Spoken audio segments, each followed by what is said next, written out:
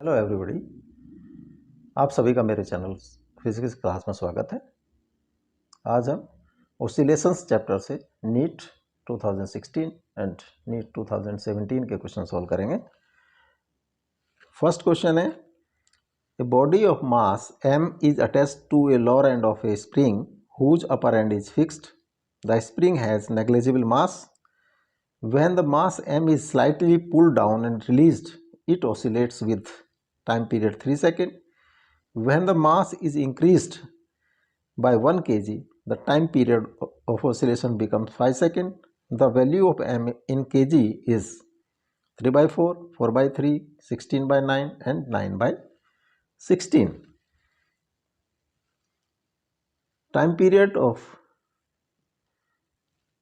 spring, oscillation of spring is 2 pi m by k, या k is constant, spring constant, m mass जो से spring से hold किया हुआ है।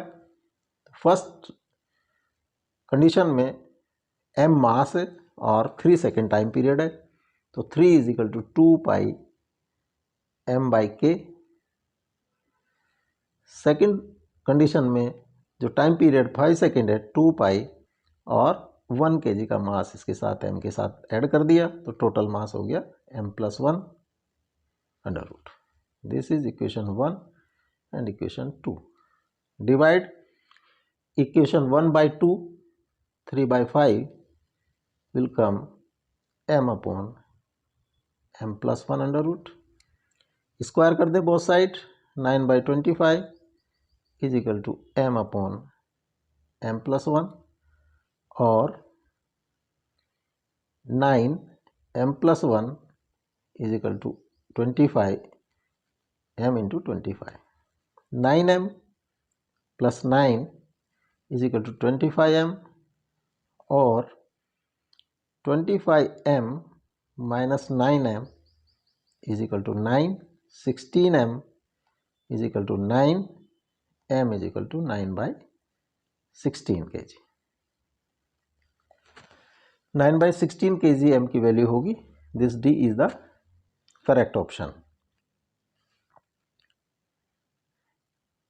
Next, a particle executes linear simple harmonic motion with an amplitude of 3 centimeter.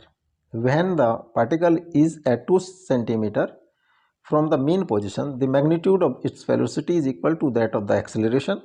Then its time period in seconds is under root 5 by pi, under root 5 by 2 pi, 4 pi by under root 5, 2 pi by under root 3। जो speed का जो formula होता है या velocity का जो formula होता है वो होता है omega a square minus y square under root, and magnitude of acceleration a is equal to a omega square.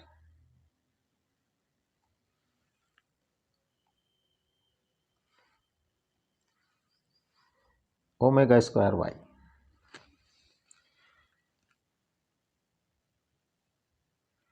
ये both are equal, a square minus y square under root is equal to omega square Y.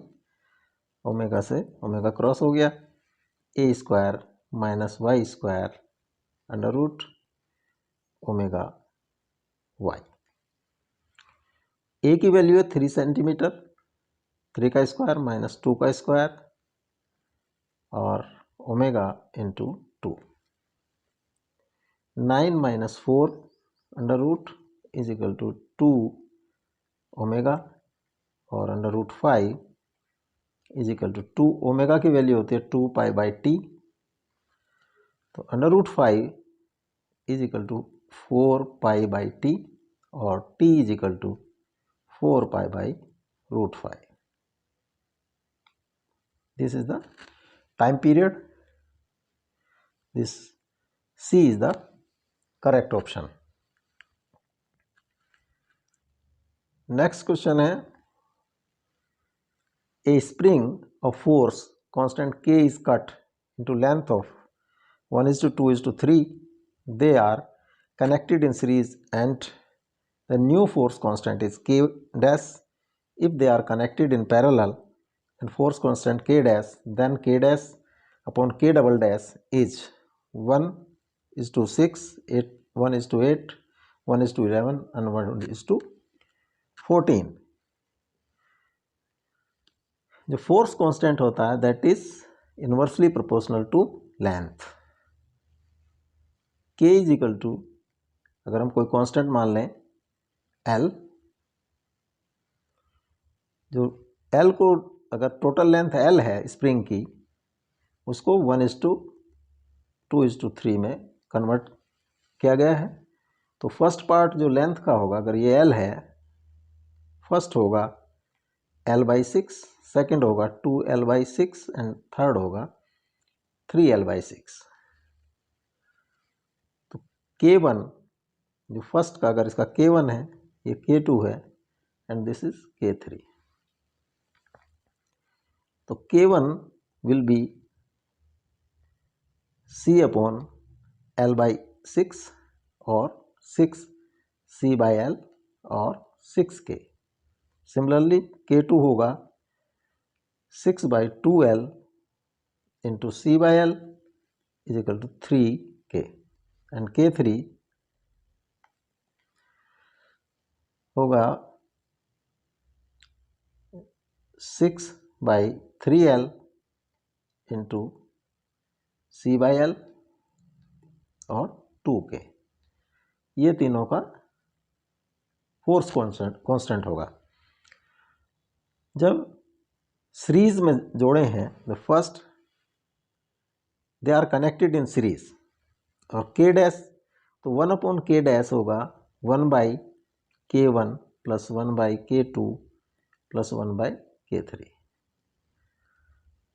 1/6K plus 1/3K plus 1/2K. 6K 1 plus 2 plus 3, 6/6K और 1/K. K dash is equal to K.